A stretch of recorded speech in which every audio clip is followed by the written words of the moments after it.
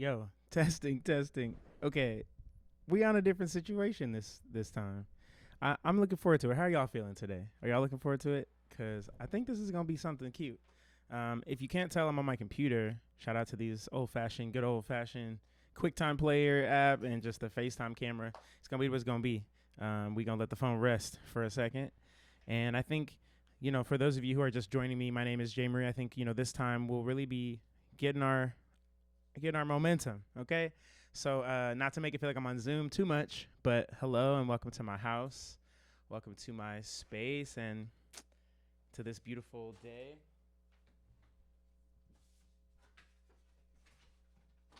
That is wrapping up, and as I said in my little test check a minute ago, this is a different setup than the first two. The first two, I was on my phone. I had got some content mics and all that jazz, but it's making my phone full. It's making my phone a little slow. I thought I'd go back to the fact that I am a recording artist, and I can at any point just plug my microphone in and make sure that y'all can hear me. So this month, this is July. For those of you who are just joining me again, I am a cyclist. I'm an artist. I'm a musician and an educator. And one of the things that I really have been finding in my life experience is that the creativity that it has taken for me to maintain access to my gender, myself, my embodiment has both brought me into some incredible spaces where folks are being really loving, really respectful, really empowering, and then it has also brought me to spaces where, unfortunately, I'm being talked to like I'm a child. And I have a hard time with this because I know folks mean well, but there's this very specific experience that I'm seeking to leave behind.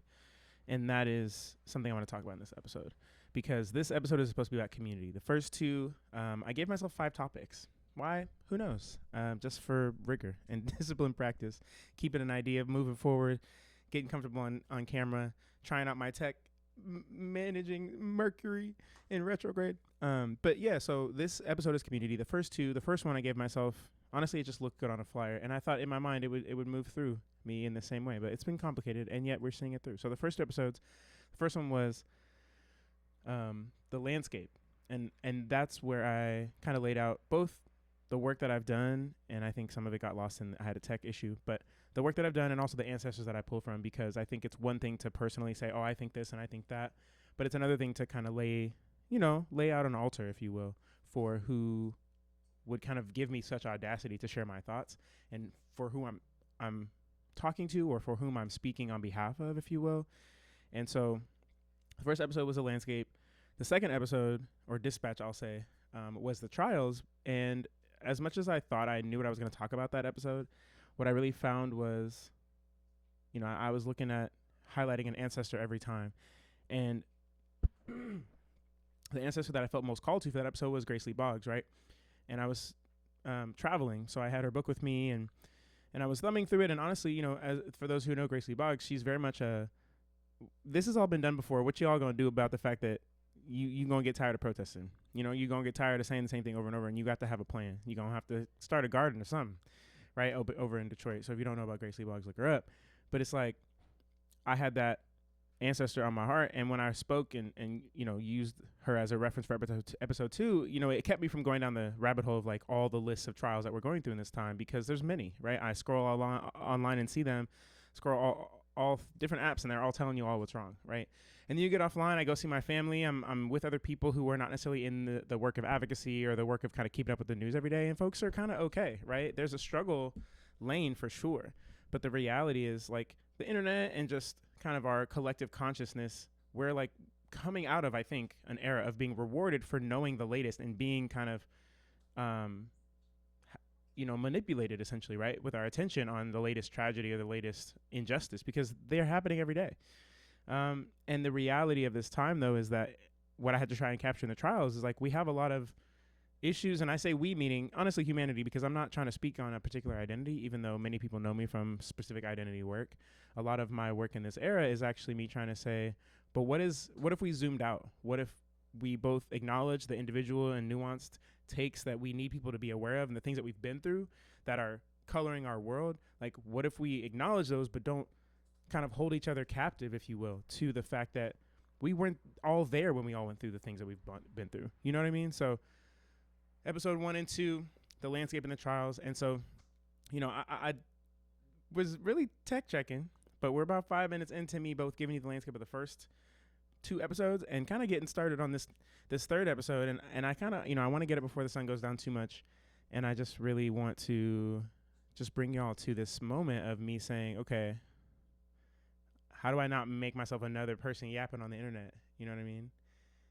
And how do I set myself apart, both in terms of where I feel represented and where I feel like I could easily go find folks to align with, and to say, okay, let's go work towards this next goal, which is basically what episode 2 was about. It was like, we all have trials, we all have tribulations, and the reality is we are coming out of yet another era. As Gracie Boggs said, they are cyclical, where someone tells you a very nuanced take about their personal experience of injustice, and essentially, you know, run through that story, and eventually people around them, you know, run out of fuel to help you because you are aggrieved, right?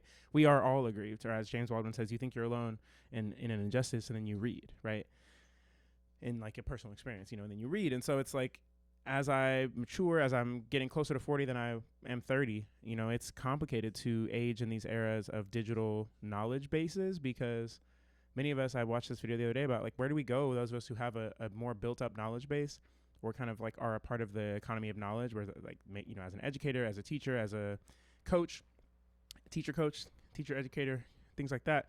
Where do we go when social media makes it seem like anybody can have an opinion about anything and doesn't need to be vetted in any way about anything, right?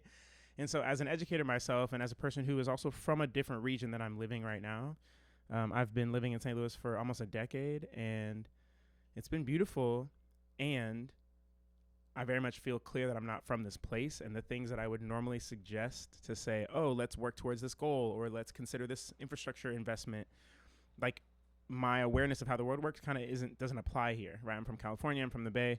And when I think about community, I think about, you know, institutions and resources that can flow between organizations that work together, and groups of people that kind of maybe know each other from other projects, or have this ecosystem of like respect for each other, whether that's like dance in the field that I used, you know, I worked for a dance company. I've worked for different institutions around art primarily, but there was this like economy of knowledge that I was a part of in California and in the Bay, that as I've traveled, I didn't join that same ecosystem here in St. Louis, where I've landed and been for almost a decade. I've primarily landed inside of the advocacy space here in St. Louis. And the more I travel home and visit my family, the more I'm able to articulate that I don't want to be limited to that space.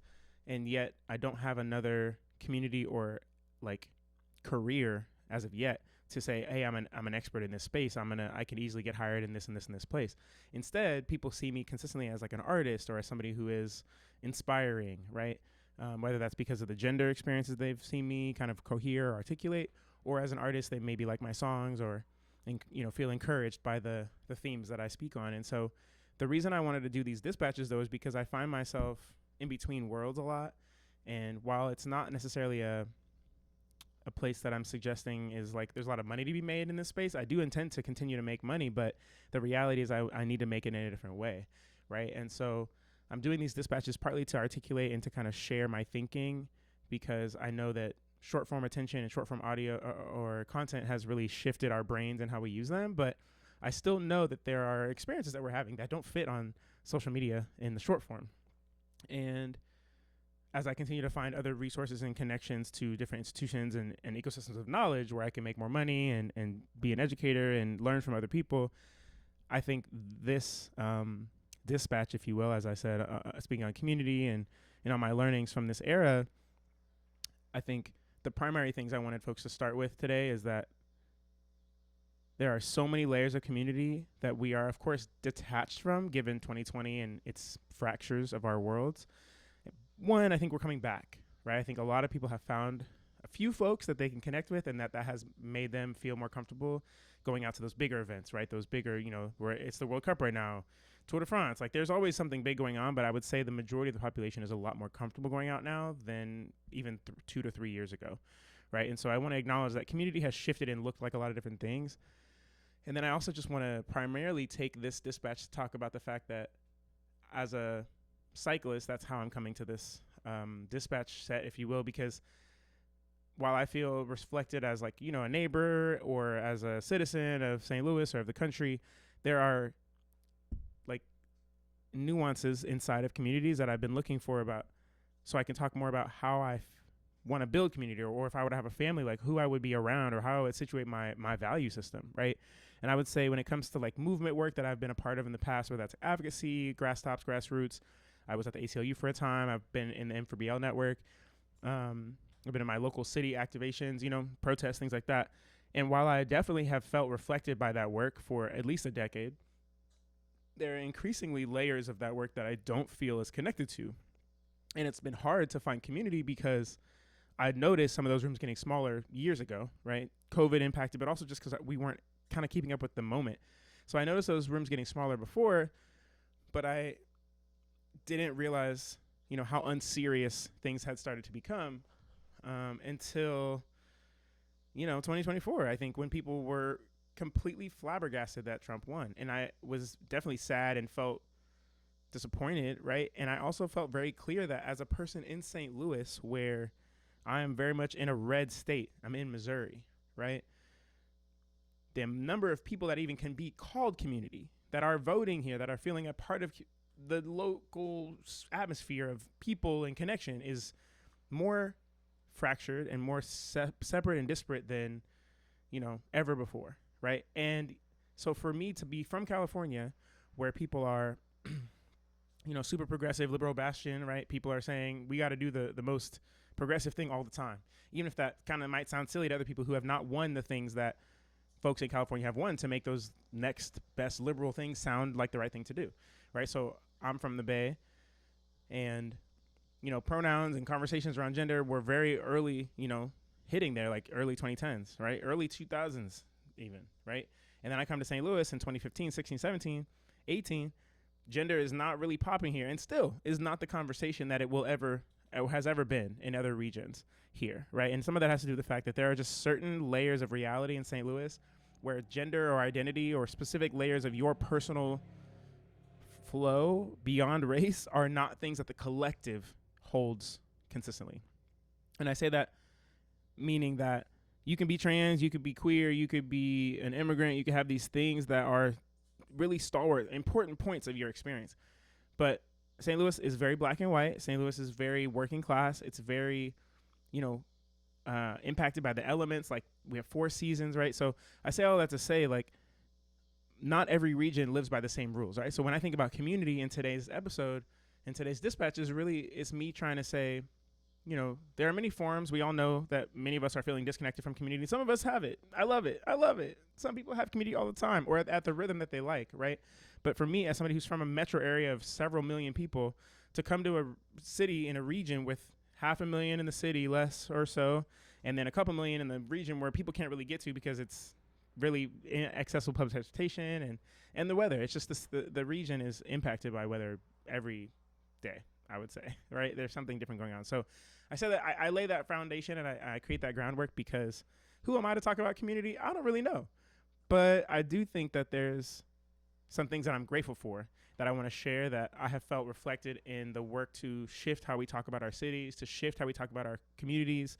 And I feel that as somebody who was surprised and disappointed in 2024 that Trump won, but at the same time I wasn't surprised because I could see that folks were not feeling represented by some of the more national conversations, right? It starts to feel like performance. You got Meg Thee Stallion on TV, you got Kelly Rowland, Beyonce. It just starts to feel like something is so far away from your real life. It's like, if you wouldn't see them in concert, what makes you think that you would want to engage with them on a political level, right? And that's, of course, speaking to people who don't feel represented by those people. That's not everybody, but there is a way that, I've been talking about Mamdani in every single episode on this series, because I think there's something so beautiful, not just about democratic socialism or about, New York at this time, but really the posture, right, of creation, the posture of possibility that both Mamdani, his team, and the region at large right now is getting to drop into. And so I really just wanted to kind of end with like a call to action and a community point that relates to both what I'm grateful for and what I think I've been sharpened by, because I think, we all have our hobbies, we all have our little communities of practice and people that we hang out with. And I just wanted to point out that, like, given that I have come from a very diverse area, the Bay, white, Asian, Latina, some black folks, immigrants, of course, and, Pacific Islander, there's like so many different kinds of folks in the Bay. And coming to St. Louis, that is not the case, right? One of the biggest festivals here is the International Institute's Festival of Nations, which is like the one weekend where international and, kind of non-black and non-white communities come out and connect and share their cultures and their cuisines. And that's like one of the major things here coming up in August, right? And yet in the Bay, it's like a Festival of Nations every day. So the way that I've been taught to think about community, the way that I've been taught to trust people who are not black, not white, all of that, the layers of kind of identity and community just really sit really differently in my world. And so I've been challenged to feel at peace and comfortable with some of the St. Louis dynamics, because one, I love black people and I'm so grateful for the flow of like community that I've been a part of and been claimed by here. And I feel a gap, right? I feel like, okay, I miss Latin folks. I miss certain music playing outside. I miss people talking to each other or speaking different languages, hearing different languages. I miss that.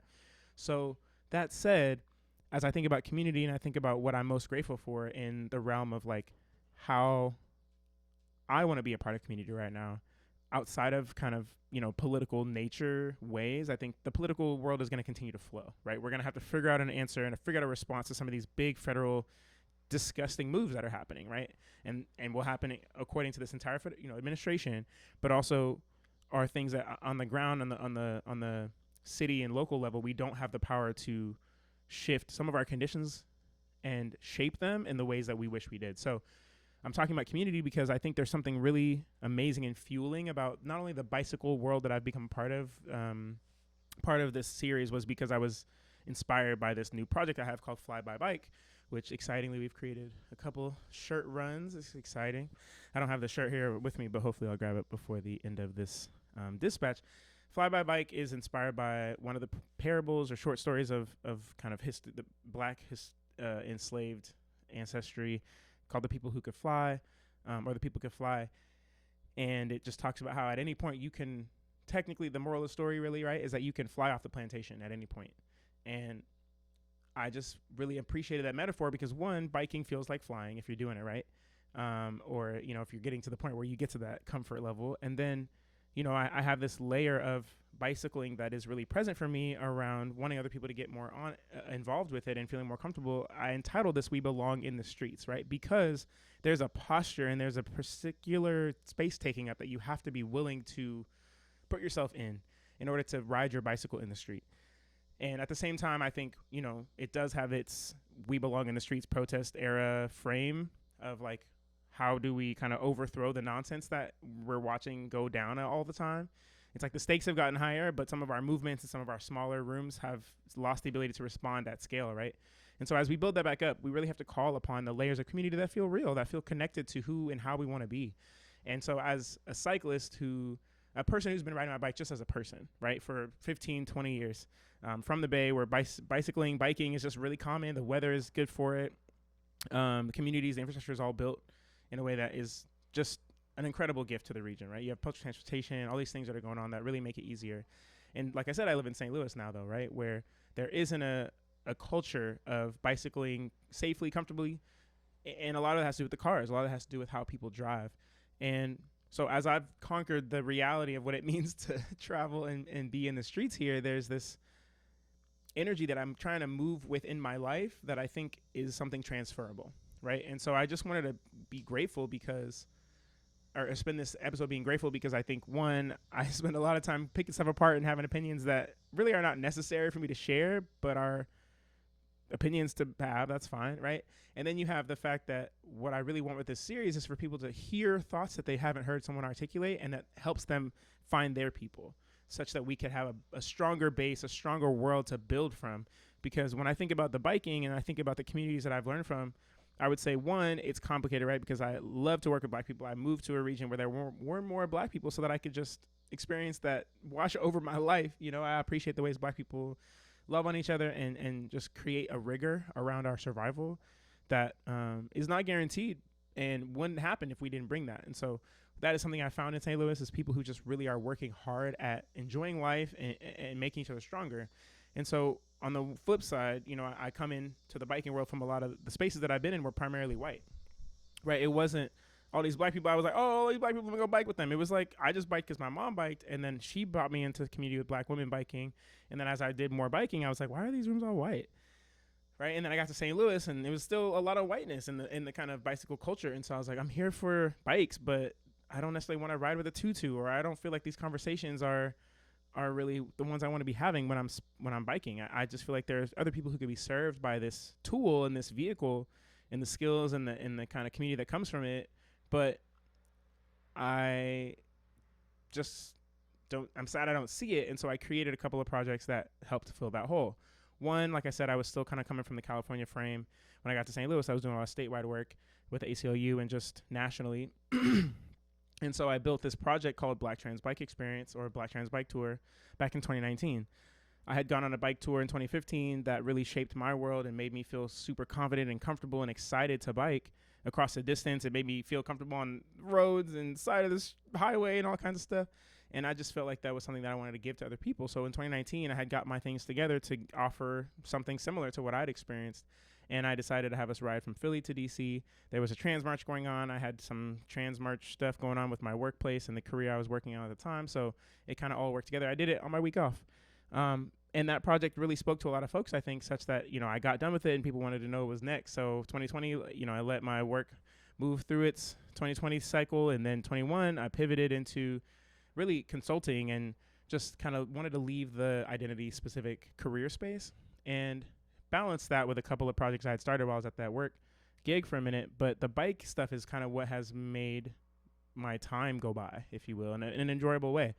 And so while I did start with some of the wider folks and wider communities who I've loved, people have been really generous. People have been kind with the skills and the tools and the housing and all kinds of things they've supported me with. So I have nothing against like very, very white communities. It's just uncomfortable after a while, right? And it doesn't really speak to me or make me feel represented. So at the same time that I'm grateful for all the knowledge and skill set that I've gotten, my ultimate allegiance is in a way to black folks, right? To the fact that there is something that we can do for and with and around each other that cannot be done if it's not black people around. And so Black Trans Bike Experience was an incredible opportunity to build those spaces and continue kind of moving from the frame or the authority space of like I'm a gender expert, right? Like I'm experiencing the world primarily as a gendered person who is constantly dealing with other people's perspectives and confusion. And the Black Trans Bike Tour space, gave me some room to navigate that and learn that specifically from a St. Louis perspective, right? Because I had landed here in that ACLU gig and nobody knew me from my work, from my personhood, from my hobbies, from my musicianship. Nobody really knew me. I knew some folks when I got here, but I wanted to pivot away from that identity work while also maintaining the relationships that I had at that time, which were from the national dynamics of like movement and politics and advocacy.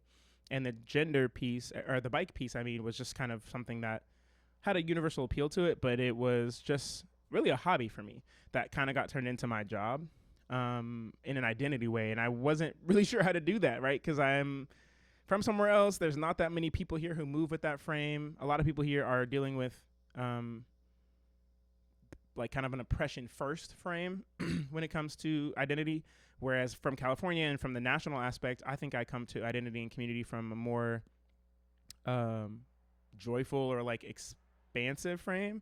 So I had a hard time advocating here because it felt like I was introducing that to people, and I wasn't starting from like the rundown place. I was starting from the, aren't you excited we get to be unique? And people were like, that's not my experience. So I wanted to, move the bikes and the career around like identity stuff, kind of separate them, because I needed to separate in my own brain. How do I navigate this world without having to feel like everything's in the same pot?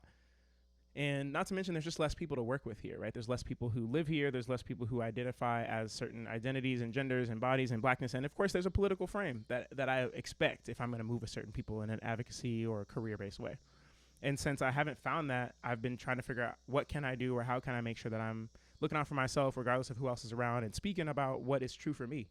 And so as I close this, I wanted to just speak to that, which is that, like, the point of these dispatches were to not only think about belonging in the streets and belonging wherever we say we belong, even if we weren't a thought before. people say something wasn't built for me, the space wasn't built for me. I think that can be real and an understanding that people get frustrated about, but I also kind of release myself of that. And I don't think about who thought about me. I think about, am I thinking about me, right? And am I creating a space that makes it possible for more people to think about themselves and about who will be served by what we get to do together. So while I'm thinking about and aware of that frame, I just want to bring this home in the space around like community is found. I have found community in the biking world. And I have found that even though I started with white folks, when I looked to serve black folks specifically, not only did that bring me into more community that I wanted to be in, but it made me more accountable. It made me more connected to people who are digging deep and living life from not only a black space, but from a grateful place, right? From the space of like, not everything has to be serious, but I'm gonna do this thing. I'm gonna put my best effort forward. And, I think we've lost that. When I think about community, I think about, I was raised in a church context, right? And that's kind of what community had looked like for me. But as I've gotten older, I really feel like there's this weird layer of like, if you have a certain identity, you're automatically a part of that community, like the trans community or the black community. And I think that's a very odd sentence and life framework that I hope we release soon. Not because I don't think it's cool for some things, but I just feel so limited by it. And I think that it is limiting in its very nature, in that, we have to do more linguistic and like etymological work to create the containers of reality that we want, that aren't just based in these flat realities, flat guesses of like, if you have this identity, you are part of this community. Like, we're really, really on the cusp of something new. So I'm excited about that. And I want to close this by saying, I'm really grateful for the folks that I've learned from in the bike space, and the ways that our community of people who has actually legitimately formed. Like, if you're biking with people, you are really keeping each other safe, right? You're on the side of the road, you're making big turns, you're doing things quickly, you're showing up when you say you will, right? So I want to just say thank you and shout out to the regulators that I've ridden with. I want to say shout out to Black Girls Do Bike. Back in the Bay, my very, very first group that I ever biked with, my mom put me onto this group, Good Body Girls. You know what I'm saying? There's just a way, and it was primarily black group, right? There's a way that black folks come together, and it's saying we're not here on some oppressive first layer. We're here to get after life, especially shout out to, Gen X, like they be outside. So I'm here to get after life, and I'm here to, bring my best effort forward. I think when it comes to community, I said I was raised in a church context, because when it comes to community, I think there's a way that church and spirit makes it so that you can do something for a group or for the occasion, and it can be your best because it's for something bigger than any one of you. And I do feel like that's what's been lost in our kind of having to throw away off the church context that many of us are from, is like, while we're very right to release some of the layers of judgment and disrespect that we've experienced as young people, there is something distinctly missing from this generation, I think, and that's that we don't have community outside of those we have identities that we share with.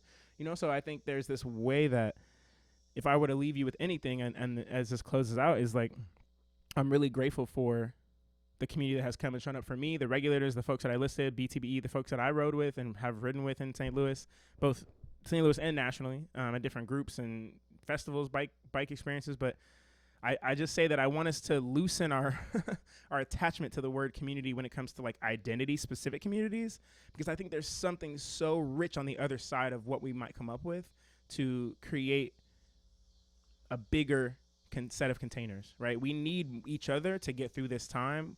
Many of us are coming back outside in a way that we haven't been since before the pandemic hit. And I just think that's really real and honest. And, I know that I've been slowed down by grief, not only from the pandemic itself, but people who have died in the ensuing years, right? The last 5 years have been such heavy years of grief. And I know when the pandemic was first coming up in our, I'm getting emotional, right? Because it's like, we lost some really incredible people. And some people lost parents, right? And just close relationships that the world will never be the same. And so as rapidly as those losses were felt and were lived through, there's no rushing coming back to life, especially when everything is different. And so I just send love to people who are feeling, in a lot of ways like myself, some distance from community, whether that we used to get from or that we used to feel anchored by, And with so much changing and our pods being the people that we just survive with that are right next to us, and just with the world of like online realities mixed with offline, mixed with content creation, mixed with AI, it's a lot. And so I just wanted to say that like I'm super grateful for the community that I have met through advocacy, the community that I have met through identity, and I'm excited for us to be on the other side of this era. I'm really excited for us to just come into a new way, come into a new state of being with each other, because we need each other, and I think we can do it. I'm gonna end this here because I'm trying to keep it under 30. I love y'all. Until next time. Shout out to community.